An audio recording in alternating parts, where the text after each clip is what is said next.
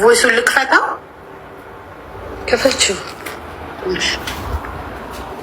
ፍቅረኛ ሰቅራለ የሚወዳት ምናምን ሸርሙጣ ደግሞ ስለ እንትን ታወሪያለሽ እንዴ? ሸርሙጣ አባትሽ ድምፁ እንደዚህ ነው የሚያወራው።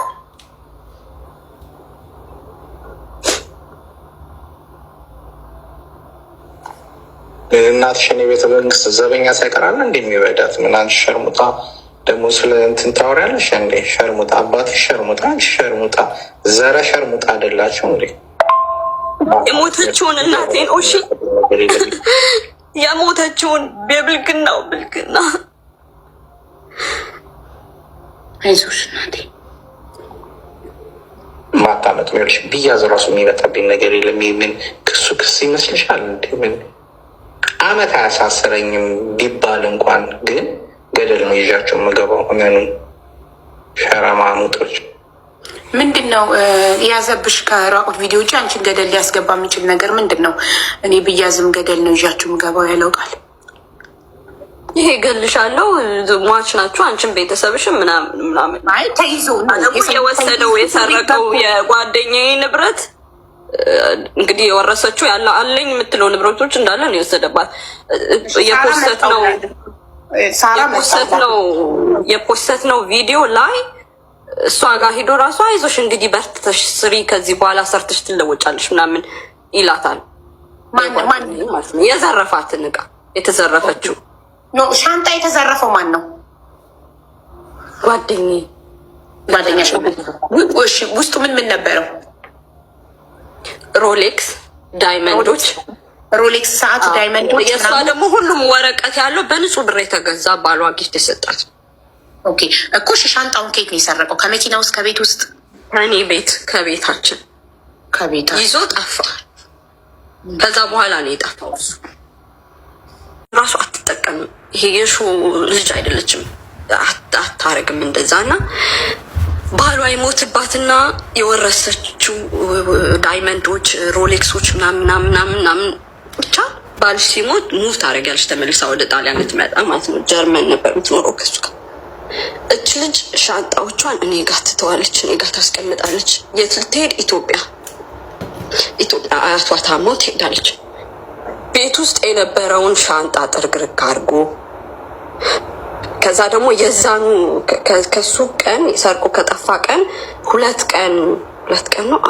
ሁለት ቀን በፊት ከኢትዮጵያ ሰው ይመጣል። የሆነ የቀለም ፋብሪካ ያለው እዚህ የቀለም ነገሮች ብቻ ሊያዋራ አባቴ ጋር በጣም ታማኝ ሰው ማን ነው ሲባል አባቴ፣ የኔ አባት፣ እሱ ያግዘው ወደዚህ አድርገው ተብሎ አባቴ እንትን ይለዋል። ሰውየው ከኤርፖርት ተቀብሎት ሆቴል አልያዘም ሰውየው። ከዛ አጋጣሚ ማን ይደውልለታል? አባቴ፣ እሱ ይሄ ሀጂ ማለት ነው የኔ የሚደበድበኝ ወደ ሆቴል እየሄድን ነው እየፈለግን ነው ምናምን ሲለው እሱ አይ እኔ ሆቴል አውቃለሁ እዛ ሲይዛቸዋለሁ፣ አሪፍ እኛ ሰፈር አካባቢ አሪፉ እዛ ነው ልውሰዳችሁ ይላቸውና ሆቴል እዛ ሲይዛቸዋል። ከዛ በሚቀጥለው ቀን ሰውየው ሻንጣውን አባቴ መኪና ውስጥ ትቶት የሰውየው ሻንጣ ተወሰደ። መኪና የአባቴ መኪና መስተዋቱ ተሰብሮ ማለት ነው። እና መስተዋቷን ራሱ የሰበሯት ይሄ አዝነው አለ አይደለ፣ ስብር አድርገው ጀስት ለመክፈት እንጂ ሌባ ፍርክስ ነው ሙሉን የሚያደርገው አይደለ። የሰውየው ሻንጣ ተወሰደ እንዴ። ከዛ ሲመለሱ አባቴና ሰውየው ሻንጣው ተወስዷል።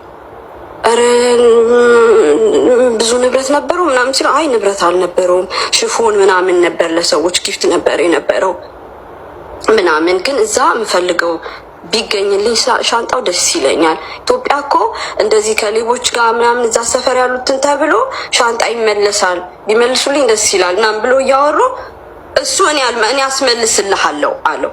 ይሄ ሀጂው ማለት ነው። እኔ አስመልስልሃለሁ አለው። ከዛ ተደዋወለ ምናምን አሉ። እኔ አሁን ሁላ ነገር እኔ አላውቅም፣ ተነግሮኝ ነው። 600 ብለዋል፣ 600 ዩሮ ብለዋል ብሎ ከሰውየው 600። ከዛ ደግሞ ሌላ ልጆቹ ምናምን መጡ ነበረ። ለምን ቱር ሊያደርጉ ነው ኢሮፕ። 3000 ዩሮ ለትኬት እኔ ልቁረጥልህ ብሎ 3000 ዩሮ ለትኬት ተቀብሎ እኔ ቤት ውስጥ የነበረው የጓደኛዬን ዳይመንድ ሮሌክስ ምናምን እንዳለ ይዞ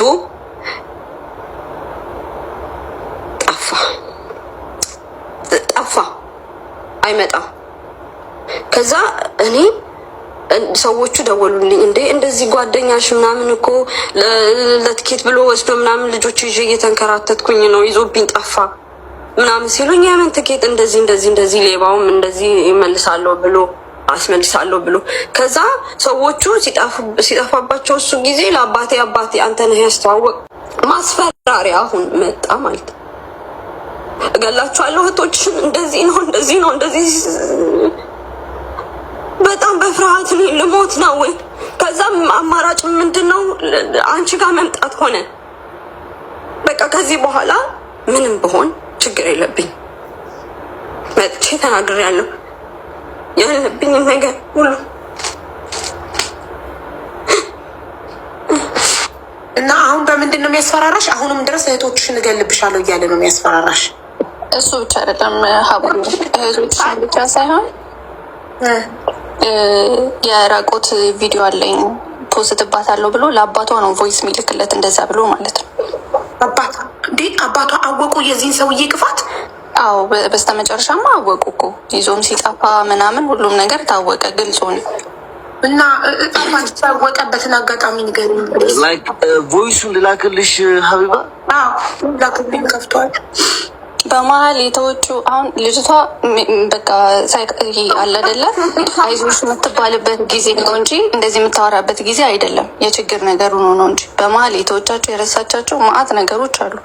እሱም ይዘትባቴ ነበረ የኔ ካልሆንሽ አሰራብሻለሁ ምናምን ያላቱላ ነበሩ። እንደ ቀልድ ያለፈቻቸው ማለት ነው። ያማል እንዲህ በዚህ ዘመን እንዲያለ ምናምን ብላ የራሷን ልብ አይታ ሰው እንደዚህ አያደርግም ብላ በማሰብ ማለት ነው። ብዙ የረሳቻቸው ነገሮች አሉ መሀል ላይ ሚስ ያደረገቻቸው። በፊት ሳውዲ አረቢያ ኖሯል ዲናዬ? እኔ አላውቅም። ዲናዬ ኖሯል እንዴ? ታሪኩ የምትንገታ ነግሩኝ